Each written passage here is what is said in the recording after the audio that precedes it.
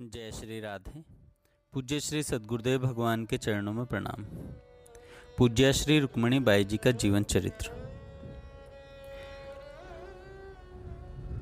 षोडश गीत से संबंधित एक प्रसंग का उल्लेख करना आवश्यक लग रहा है। बाई गोरखपुर गई हुई थी। उनके साथ नर्मदा बाई और सुमित्रा बाई थी। उन दिनों बाई गोरखपुर लंबी अवधि तक रहीं। एक दिन नर्मदा बाई और सुमित्रा बाई को साथ लेकर बाई श्री गोरखनाथ जी का दर्शन करने के लिए चली गईं। गीता वाटिका से गोरखनाथ मंदिर काफ़ी दूरी पर है। जाना, दर्शन करना और वापस आना, इसमें 2-3 घंटा लग जाना स्वाभाविक है। जब बाई गोरखपुर गोरखनाथ मंदिर गई हुई थी, उसी समय बाबा ने भगत जी से कहा, जाओ रुक्मणी को बुला लाओ।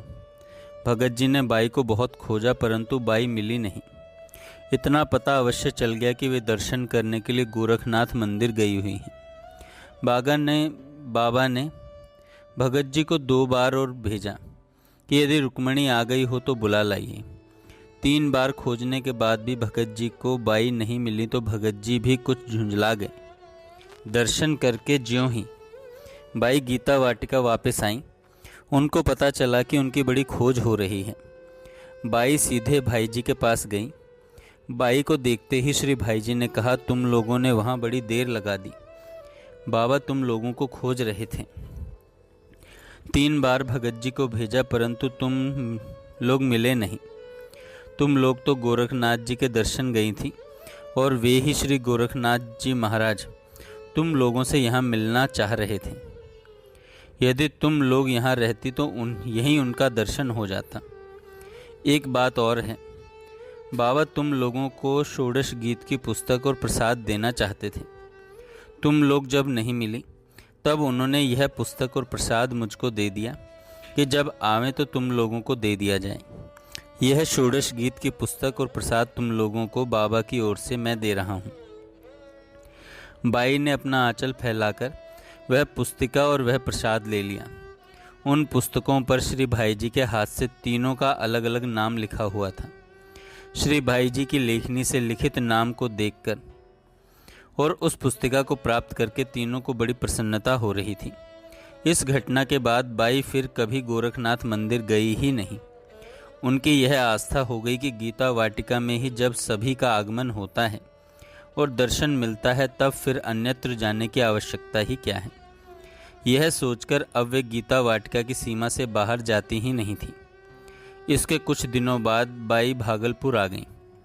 एक दिन रात्रि में बाई को स्वप्न आया, श्री भाई जी एक कमरे में बैठे हैं जिसमें 16 दरवाजे हैं। श्री भाई जी के हाथ में बड़ा सा एक माइक है। उस माइक के सामने बैठे हुए वे श्लोक पढ़ रहे हैं, वरहा पीड़म नटवर वपु कर्णयो कर्णिकारम। प्रातः काल बाई ने सबको बैठाकर पूछा, यह श्लोक कहाँ का है। सब निरुत्तर थी। वहाँ उपस्थित किसी भी बहन ने कभी भी संस्कृत में श्रीमद् भागवत का पाठ नहीं किया था। सारी बहनें चुपचाप बैठी थीं। सबको मौन देखकर बाई कुछ देर के लिए ध्यानस्थ हो गईं। फिर थोड़ी देर बाद अपने प्रश्न का उत्तर बाई ने स्वयं ही दिया। यह श्रीमद् भागवत के 10वें स्कंद के 21वें अध्याय का 5वां श्लोक है। यह तो निश्चित हो गया कि यह श्लोक श्रीमद् भागवत का है, पर अभी प्रश्न बना हुआ था कि स्थान के रूप में वह कौन सा कमरा है जिसको स्वप्न में बाई ने देखा था। बहुत विचार करने के बाद भी स्थान का पता नहीं लग पाया कि वह कमरा कौन सा है। सोचते सोचते ध्यान में आया कि हॉल के दरवाजे और खिड़की को मिलाने पर कुल 16 ही होते हैं। अब एक प्रश्न, और ऐसा स्वप्न क्यों आया?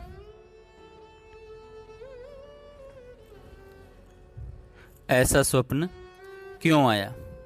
यह स्वप्न किस लक्ष्य की ओर इशारा कर रहा है? इस स्वप्न का तात्पर्य भी किसी की समझ में नहीं आ रहा था। तब बाई के मन में एक समाधान तत्काल स्फुरित हुआ। लगता है श्री भाई जी ने श्रीमद् भागवत का श्लोक सुनाकर श्रीमद् भागवत का पाठ करने का संकेत दिया है। उसी दिन गौतमी मैया को बुलाकर बाई ने श्रीमद् भागवत का नियमित पाठ करने के लिए कहा। श्रीमद् भागवत का पाठ 1 महीने में पूरा हो जाता था। ग्रंथ में छपे हुए मासिक पारायण विधि से विश्राम दिया जाता था। उसी दिन बाई ने एक बहन को वेणु गीत कंठस्थ करने का आदेश भी दिया, जिससे वे नियम पूर्वक 3 बार वेणु गीत सुना करती थी। अब तो श्रीमद् भागवत के सप्ताह पाठ भी होने लगे। जब तब हॉल में सप्ताह पाठ का आयोजन बन जाता था। एक बहन हिंदी भाषा में श्रीमद् भागवत पढ़ती थी और सब बहनें बैठकर सुनती थीं। श्री राधा सुधा निधि के पाठ भी प्रारंभ हो गए। श्री राधा सुधा निधि के 21 श्लोक सब बहनें कंठस्थ करने लगीं। कोई 51 श्लोक भी याद करती। विशेष बात यह थी कि जिन बहनों ने कभी संस्कृत पढ़ी ही नहीं थी, संस्कृत की तो बात ही क्या, वे शुद्ध हिंदी लिखना पढ़ना भी नहीं जानती थी, वे भी राधा सुधा निधि कंठस्थ कर लेती। जिस बहन ने 51 श्लोक याद किए थे, वे तो नियम पूर्वक रोज उसका पाठ करते हुए रोज श्री बरसाने वाली को सुनाती। लगभग 20 वर्षों तक हॉल में उसी प्रकार नियमित मासिक पारायण के रूप में श्रीमद् भागवत का पाठ होता रहा। उस पाठ का क्रम किसी न किसी रूप में आज तक चल रहा है। एक बार की बात है, श्री बरसाने वाली के मंदिर के पीछे हर श्रृंगार के फूल का एक पेड़ था। उस पेड़ की जड़ में 5 ईंटों से एक घेरा बना हुआ था और उसके पास ही बालूका का एक ढेर था। एक दिन अचानक कीर्तन करते करते बाई हाल के पीछे पहुंच गई और बालू के टीले पर चढ़कर कीर्तन करने लगी। कीर्तन के बीच में उन्होंने कहा, श्री गिरिराज महाराज प्रकट हो गए हैं।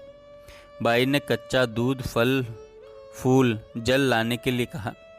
पूजन सामग्री आ गई। श्री कृष्ण भावाविष्ट बाई के आदेशानुसार सारे कार्य हो रहे थे।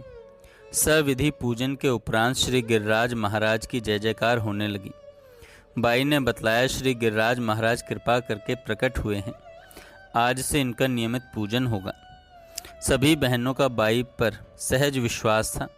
सभी ने सभक्ति श्री गिरिराज महाराज को प्रणाम किया। श्री गिरिराज महाराज के प्राकट्य की तरह ही श्री श्री माँ कात्यायनी जी के प्राकट्य का भी एक संक्षिप्त व्रत है।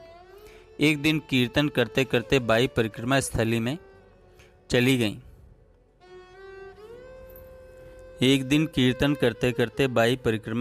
चली गई। परिक्रमा मार्ग के पार्श्व में एक हौद था, जिसमें पूजा से अपसारित फूल पत्तियां डाल दी जाती थीं। निर्माल्य फूल पत्तियों से भरे उस हौद पर बाई चढ़ गई। वे चढ़कर नृत्य करने लगीं। उनके हाथ में सिंदूर कहाँ से आया, कोई समझ नहीं सका।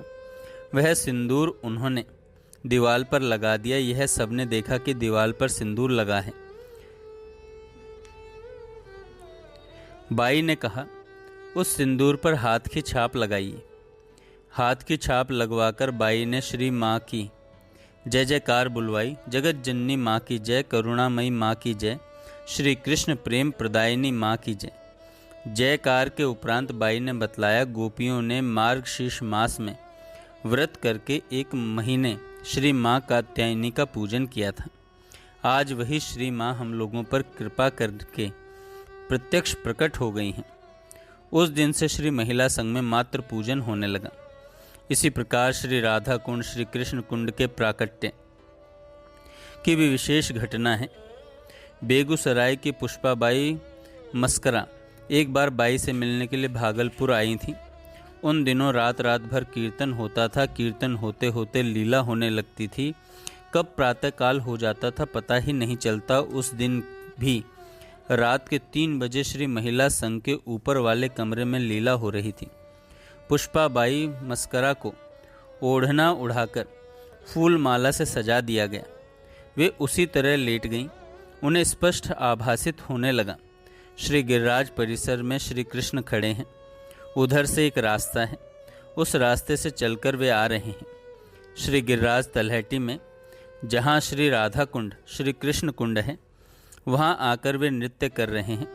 श्री कृष्ण कुंड में नीला नीला जल हिलोरे से ले रहा है।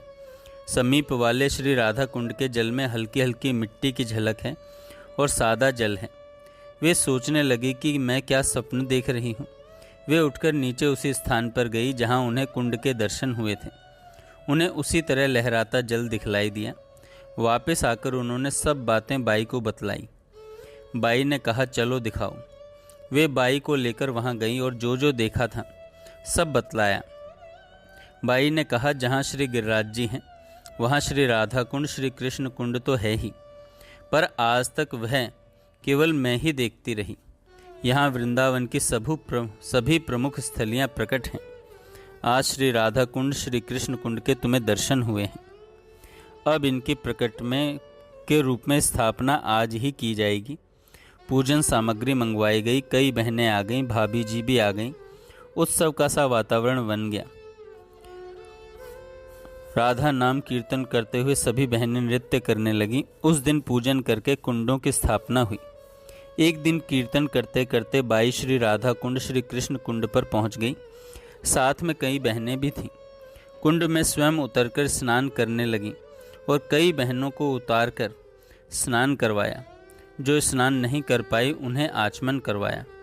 बहुत दिनों तक उन कुंडों के जल का रंग बिल्कुल श्री राधा कुंड, श्री कृष्ण कुंड की तरह नीला पीला था, जिसे सब देख सकते थे। जय श्री राधे। आगे हम कल सुनेंगे।